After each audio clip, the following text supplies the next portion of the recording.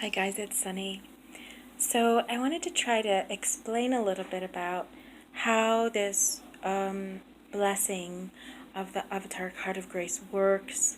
I mean, you can't really know how it works. It's just kind of the nature of universal mysteries. But to just give you a little bit of an idea about the process of developing it. So,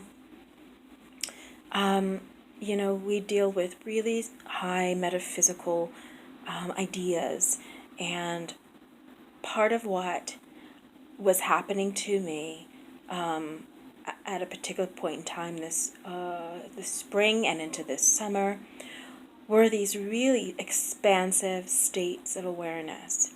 And we have talked about them in the light family that I'm involved with as students of the Seer Almeen. We've talked about them as being the fields of intent and the field of the one. And it began unfolding to me in a particular way. It began to show itself to me like lotuses, pink lotuses. And I couldn't understand what I was seeing with all these pink lotuses. And then finally, one day it hit me that it literally represents not only how we see, again, the energy within the chakras, but again, there is a universal structure that looks like a lotus. And it's almost like creation itself has unfolded along one petal, all the way down to the densest part of the dream.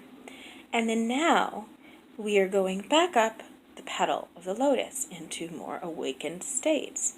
What is at the center of the lotus? It's the jewel. What is the jewel? It is the part of us within our universes that contains the seed of the infinite, the embodiment and the seed of the infinite. And so when I started feeling this technique coming through, this blessing of the Avataric Heart of Grace, it was like pulling from the center of the lotus all the way through the petal to the tip, to the most dense, quote-unquote dense, but the purity of consciousness all the way through. And it kept showing itself as pink lotuses. So that's how the universe was trying to show me that imagery and give me the richness of what it was trying to portray to me. There are 20 pillars of creation so far that I've discovered. They correspond to the field of the one. Each of them is significant in that it represents a particular piece of the infinite's intent. And so it was an incredible discovery, and it took a lot for me to sort of pull them into existence from these very, very high fields into a place that I could quantify them. And once I did that, it solidified the foundation for this blessing of the Avataric Heart of Grace.